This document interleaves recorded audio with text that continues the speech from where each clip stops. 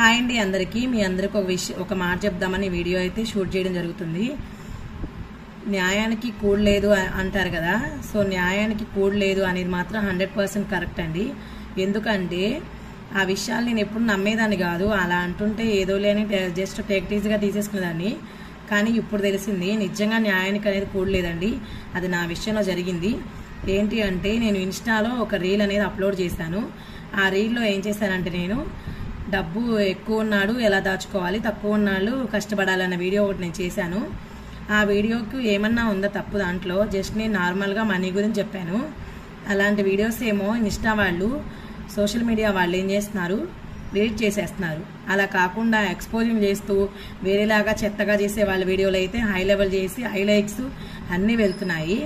So మన న్యాచురల్గా చేసే వీడియో ప్లస్ అందరికీ ఉపయోగపడే వీడియోనేమో తోసేస్తున్నారు, ప్లస్ అసలు సోషల్ మీడియాకే నచ్చట్లేదు. అంటే దీన్ని బట్టి ఏంటంటే ఏమర్థమైంది మీకు, సోషల్ మీడియాకు కూడా కావాల్సింది అలాంటివే కావాలి. ఎందుకంటే వాళ్ళ సోషల్ మీడియా అనేది వాళ్ళు ఎక్కువ చూసుకోవాలి, వాళ్ళది ఎక్కువ హై లెవెల్లో రావడానికంటే ఇలాంటివి చేస్తేనే వాళ్ళకి పనికి వస్తుంది. మంచి చేసేవి పనికి రావు. సో దీని అందరూ గుర్తుపెట్టుకోండి, మంచి ఎప్పుడు చేదుగానే ఉంటుంది, చెడు ఎప్పుడు తీయగానే ఉంటుంది.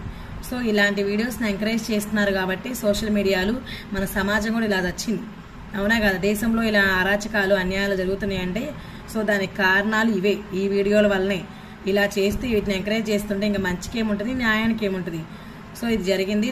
దీని విషయంలో మాత్రం నాకు చాలా అనిపించింది. దీన్ని మాత్రం నేను అసలు చాలా రియాక్ట్ అవుతున్నాను. సో ఏదైనా తప్పుగా మాట్లాడితే క్షమించండి. బాయ్ అండి.